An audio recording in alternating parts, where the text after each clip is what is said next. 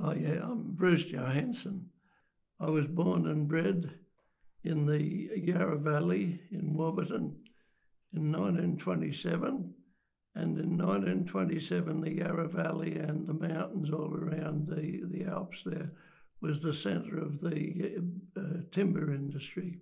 Then when I finished school, I had a brother who was, and he was 8 years older than me, and he decided to get into the timber game. In those days, we'd been through the 39 fires in the through the whole of the Alps, and there's thousands and thousands of acres of burnt mountain ash. The bark is killed and falls off it, and it's like stark sepulchre, thousands of these trees. So he went into cutting pulpwood for the APM, Australian Paper Manufacturers at Morville. And men in those days, well, when we got started in 45, men were very scarce, but they were coming in from overseas after the war for like the League of Nations. And so we'd get these fellas off these ships, bring them up and put them in the raw bush 50 miles from the nearest town. And we would supply them with food and all their requirements. And because it was all piecework, they were able to, whatever they they got paid for. So if they didn't work hard, they didn't get anything too much. And so that's how we started. And I used to run teams of men in the timber, in falling timber for the sawmills. And I'd have a team of fallers, and I'd be driving the dozer and pulling the logs out. And it was when I was in logging in Mount Sterling that Ronald Ryan, the last man to be hanged in Victoria, he worked for me. He was one of my fallers, which was quite interesting when we look back over the history. So I was working down through Gippsland, and I had a team of men. We were logging out at Murrungower, out the eastern side of Orbost. And then my brother decided to buy a property that was nearly all bush. And he said, would I like to go and manage this property for him? So I said, yeah, I wouldn't mind having a go at farming. So then I moved onto the farm, and so-called farm. The house was made of rough timber, just as it was cut out, the poles out of the bush. It was lined with flat iron and lined on the outside with corrugated iron, no insulation, and it was 6 feet up off the ground. And it was so cold in winter in the house that the two older kiddies would go to bed, and we'd put a potty under the bed, and in the morning the contents were frozen solid. So we lived it pretty rough, and no power, no electricity, no running water, and no modern cons. And we thought it was great fun, but I worked so hard there, and we had 2 kids when we went on the farm, and then our third boy, our first was a girl, and then 3 boys, but the second boy was born while we were on the farm. The second boy, and then we built this place up from.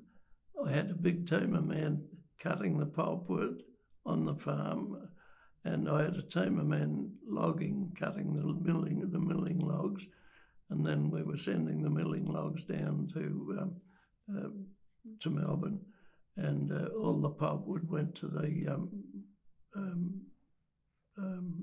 paper mill. But as well as that, we'd cleared the property, we'd sown it and built a dairy and fitted it up, and we were milking 80 cows.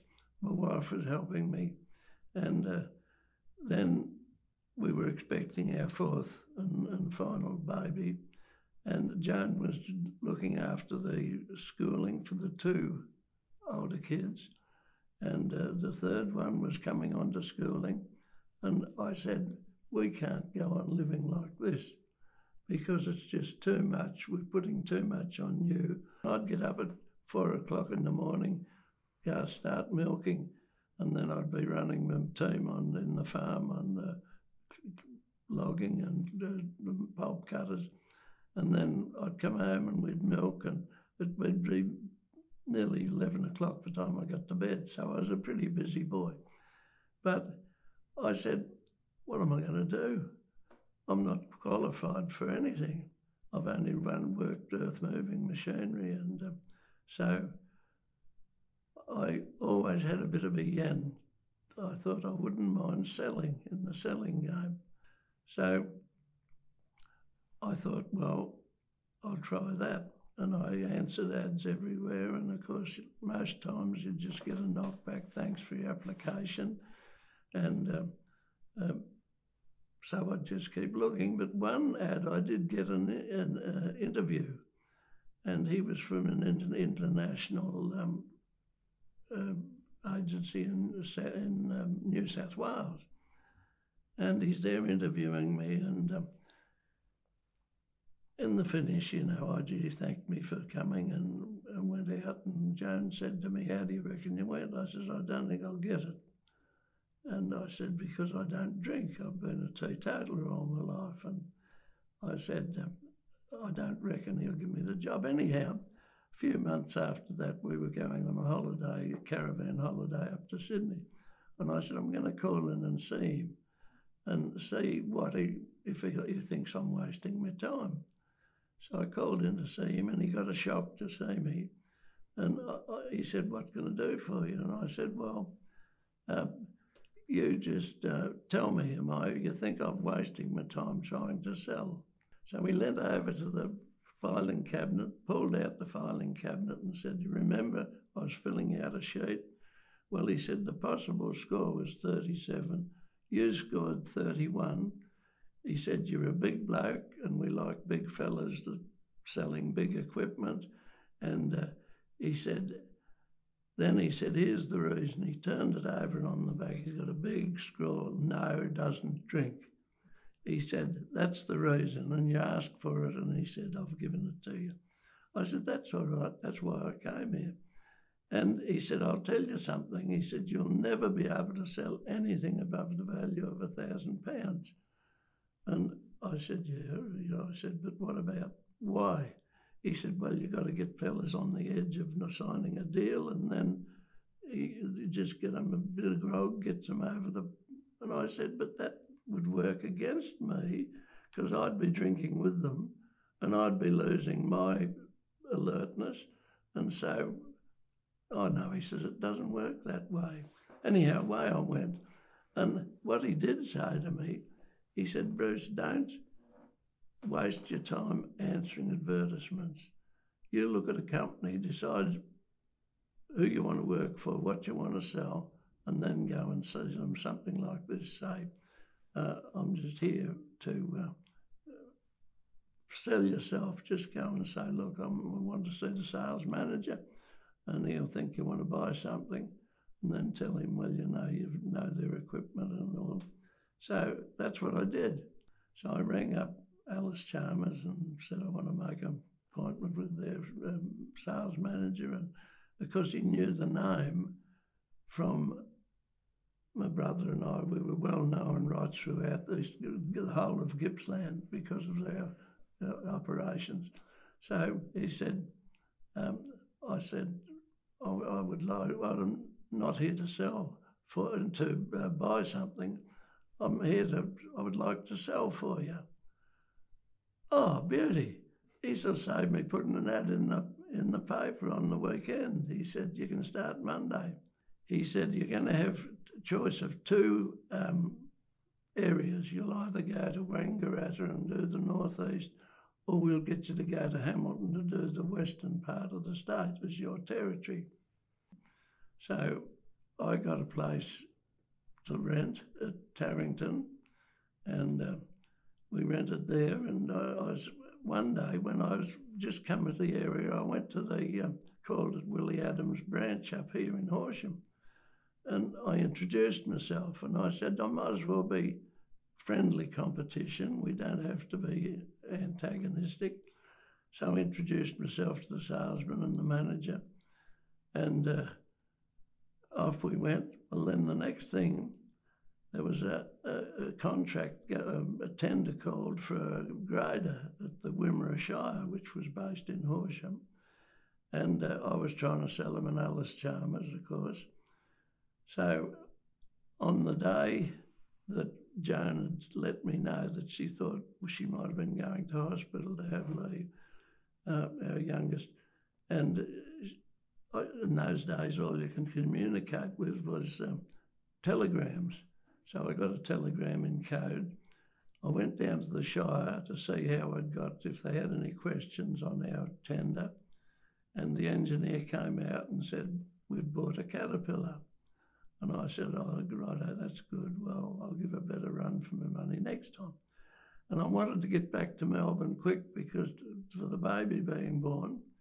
And then I thought, no, I won't go back to Melbourne straight away. I'll go up to the office and I'll congratulate Willie Adams on their win. So I went up there, and the manager and the salesman were in there, and they sort of looked at me and said, "What do you want?" And I said, "I just came to congratulate you. You wanted to sail the Cat 12. Where we sold a Cat 12, the boss says. I says, "Down at the Shire of Wimmera." I said, "I'll tell you what the trade-in price was." And so I told him, and he hit the roof. He said, "If they've told you what we've traded our trade-in price," he said, "they'll be held to pay." I said, "Steady down, Dick, steady down. I'm here to shake your hand and tell you that I'll give you a better run for your money next time." And I told him I was shifting to Tarrington and where the house I was getting. When I moved the family up a few weeks later, as we went in and opened the back door, there's a card under the door, and it was his sales rep's card. He'd left a note telling me that, asking me to ring Dick, the manager. No, not to ring him, to ring him. So I rang him, and he said, "I'll drop in when you're in Horsham. I'd like to have a talk to you." So I called in, and he said he wanted to offer me the job because his sales rep had asked for a referral back to Melbourne. And this was in the end of 1960. And so he said, "There's no rush." And I said, "Righto, I'll think about it." Because we'd just made one shift. And you wonder why my wife ever stayed with me, because prior to coming to Horsham, in 20 years we'd made, in 17 years we'd made 21 moves. So this was going to be move number 21. And I came back and saw Dick, and I said, "Look, I think I might give it a miss because we're sick of shifting." And he said, "No, don't have to hurry." He said, "Let me know by the end of the year." So anyhow, we thought about it, and I thought, look, here's the opportunity of a lifetime. You're selling the machines I knew I could sell and I loved and knew all about them. So we moved here. I moved the family here in the beginning of February 1961.